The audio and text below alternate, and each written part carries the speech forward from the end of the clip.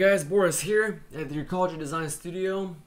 This is the first episode of our video blog, and it's something different, something not planned. It's more sporadic. I just came up with the idea, and I want to see what you guys think about certain policy issues, certain topics. Election's coming up right on Tuesday on November 6th here, so I have to get this out. The next few episodes that are going to come after this will be more structured and more well planned. But I want to get some discussion going on important policy issues for you and what you consider to be the critical element in this election. For you, a lot of people that I've asked so far have said the economy and jobs. And I think of those as very broad categories. So I'd like to see if we can narrow down. When I think about the economy, I think about unemployment. And I think about the definition of unemployment.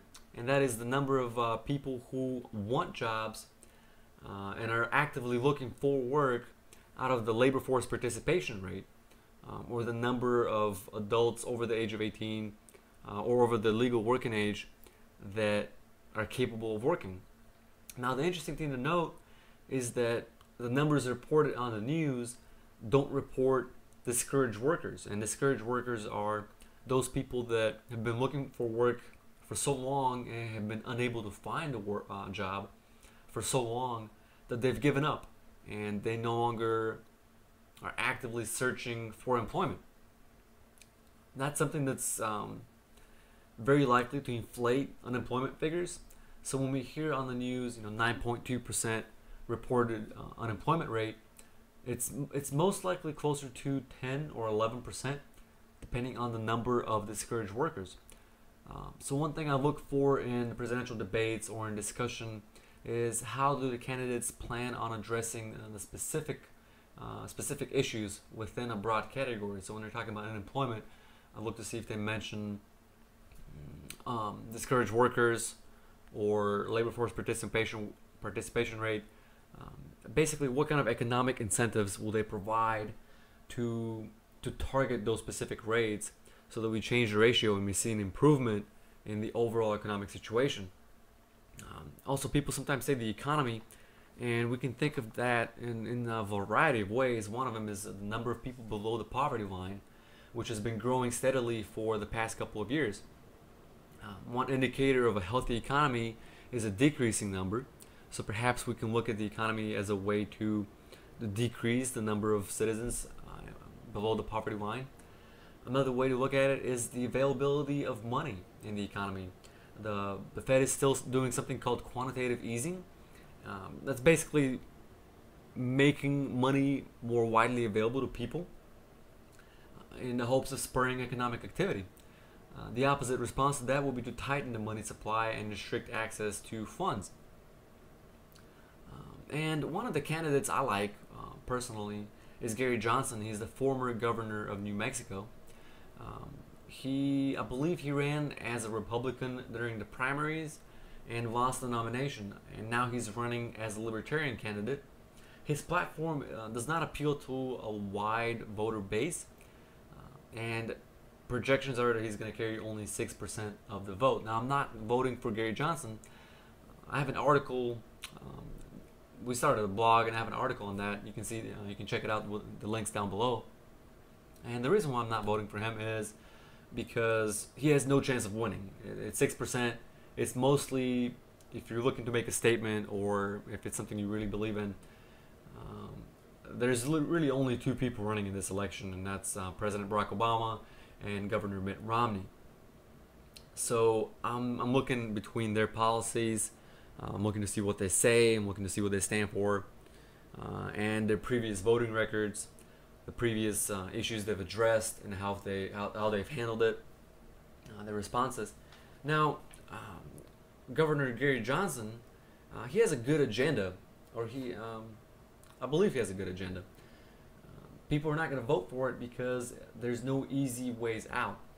People are looking for an escape, and that's not something that he offers. He's looking to cut a lot of entitlement spending, a lot of mandatory spending on the budget, which is not something people are likely to be in favor of, especially during distressed economic times.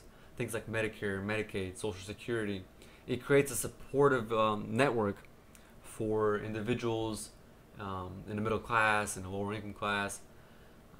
That's not going to be easy to stop or scale back, and the amount of reduction that he's looking to do may not be feasible in the long term. Now, my personal belief is that there's no easy ways out. We have to make some hard choices, and we have to commit to basically reduce the standard of living within the United States to the level that it should be at. From what I've seen so far, we spend more than we make, than we bring in, which is why we have a yearly deficit and a growing national debt.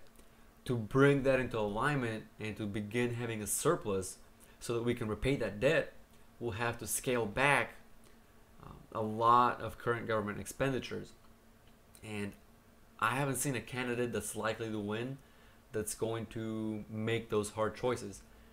They talk about reductions in the Department of Defense, reductions in all sorts of departments, but they're taking small bits and they're trying to do incremental change, which is usually what we see happen during elections. They're trying to take 1% from here, 1% from there, and basically cherry pick a wide variety of areas that are not going to offend voters. You're not going to go and cut Medicare or Medicaid by 43%, or you're not going to cut federal government spending by 43% in 1 year, just like that. People are not going to respond very well to that. They don't respond very well to sudden change, and that seems to be what Gary Johnson is advocating. Now, I'm personally all for that.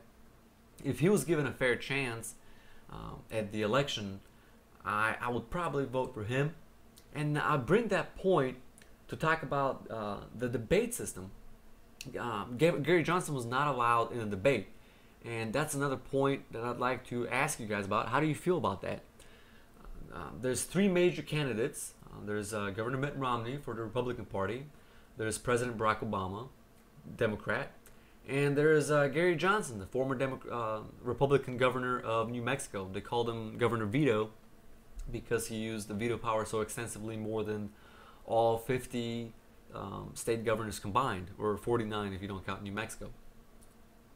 However, he was not allowed on the presidential debate. As we all saw during all three debates, it was just between Governor Romney and President Obama.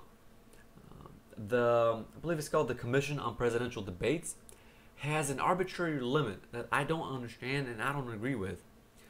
They require a 15% voter commitment from polls or from different statistics. They require Gary Johnson to prove or to show that he can carry 15% of the vote, and only then will they give him a chance to participate in the debates. To me, that seems unfair.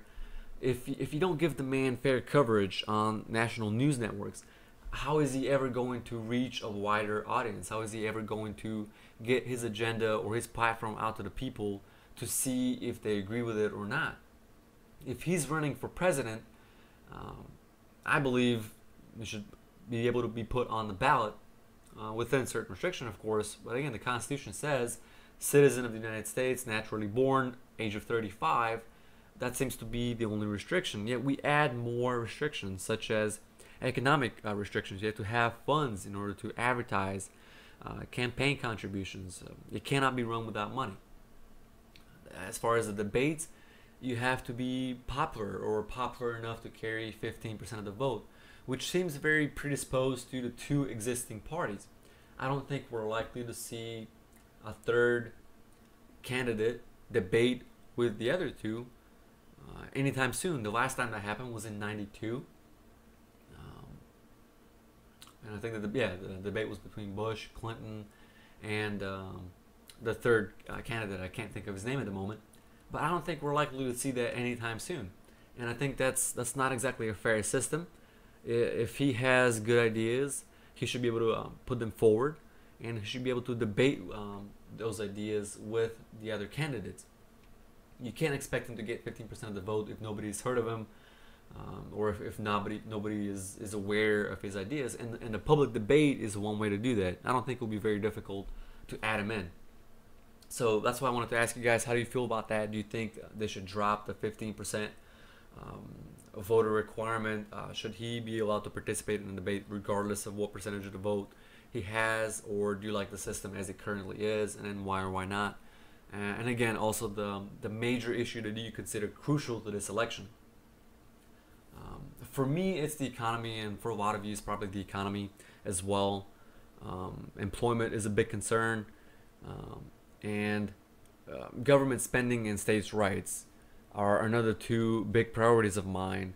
I believe that federal government is getting very large, and that we need to scale back. And again, we need to make some hard decisions and hard choices when it comes to spending, whether we're ready for that or not, or whether we'll see progress in the next term, regardless of who wins the election. I think remains to be seen. It's up in the air at the moment, but we can only hope. And I'd love to hear from you guys down in the comments. Feel free, speak out, and let us know what you think. Thanks for watching, and I'll see you next time on an Ecology Designs production.